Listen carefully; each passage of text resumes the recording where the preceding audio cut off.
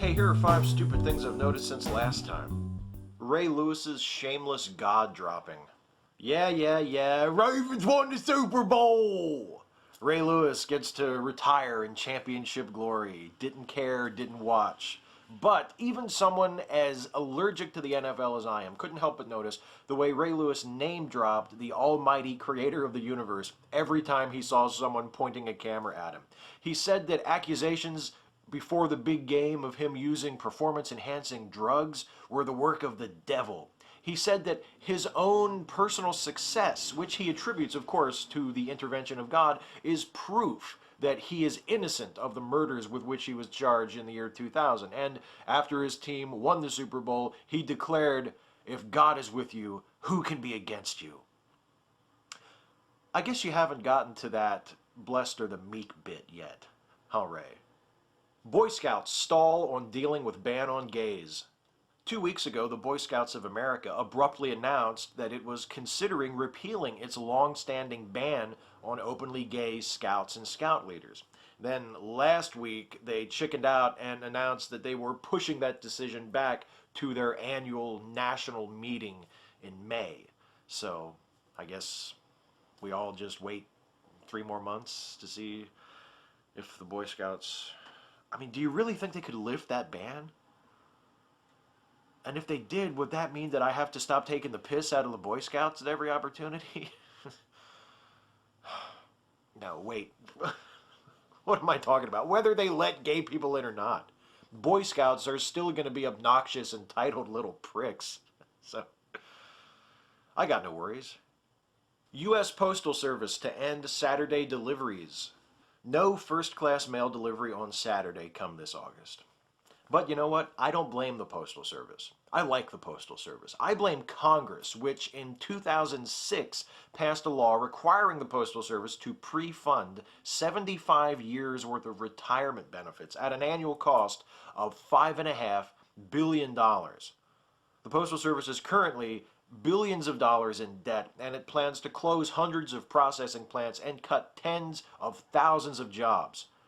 Without the annual requirement to pre-fund pensions, it's been estimated that the Postal Service would currently be operating at a surplus. So the next one of you that cites the Postal Service as an example of the incompetence or the inefficiency of government had better look out, because I got nothing. I mean, I'm a guy in a YouTube video. I'll strongly disagree with you. Ron Paul versus Mark Levin. After former Navy SEAL Chris Kyle was murdered on February 2nd, Ron Paul tweeted that maybe taking a troubled person with PTSD to a gun range wasn't the brightest idea. And then Paul also quoted Jesus from the Gospel of Matthew, paraphrasing him, saying, "You live by the sword, you die by the sword." This didn't sit particularly well with Paul's fellow right-wing nutcase, radio host, and highly agitated chimpanzee Mark Levin. Live by the sword, die by the sword? Oh, he's quoting the Bible. I don't care if he's quoting scribble on the door of a public bathroom. It was inappropriate. I never liked this guy. And the fact is, neither did or do the American people.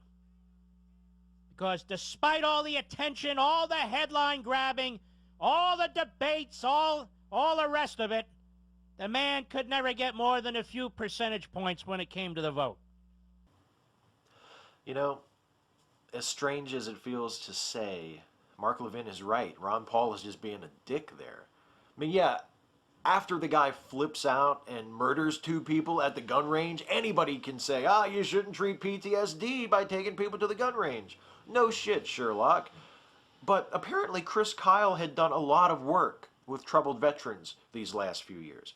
So who the fuck is Ron Paul that he thinks he knows better than Chris Kyle how this guy's PTSD should have been treated? Oh, that's right, I forgot. Ron Paul is a conspiracy theorist. He imagines he has expertise on lots of topics he actually knows fuck all about. Southern states scheme to surreptitiously suppress abortion. Late last month, the Arkansas State Senate approved the so-called fetal heartbeat bill, which would, you guessed it, ban abortions after the fetus develops a detectable heartbeat, which could be anywhere from 6 to 12 weeks, roughly, depending on the method of detection they end up writing into the bill. In New Mexico, Republicans in that state's legislature have proposed a bill that would make it a felony for a woman who is impregnated as the result of a rape to get an abortion, on the grounds that doing so would constitute evidence tampering. And in the states of Mississippi, Tennessee, and Alabama, those legislatures have either already passed or are considering laws that would drive abortion clinics in those states out of business by imposing strict, unnecessary new regulations. Isn't it just infuriating how creative Republicans can be when they really want to be?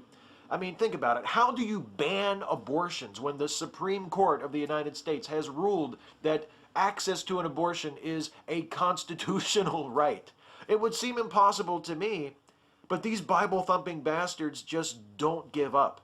Imagine what they could accomplish if they would turn that tenacity and legislative ingenuity towards something productive.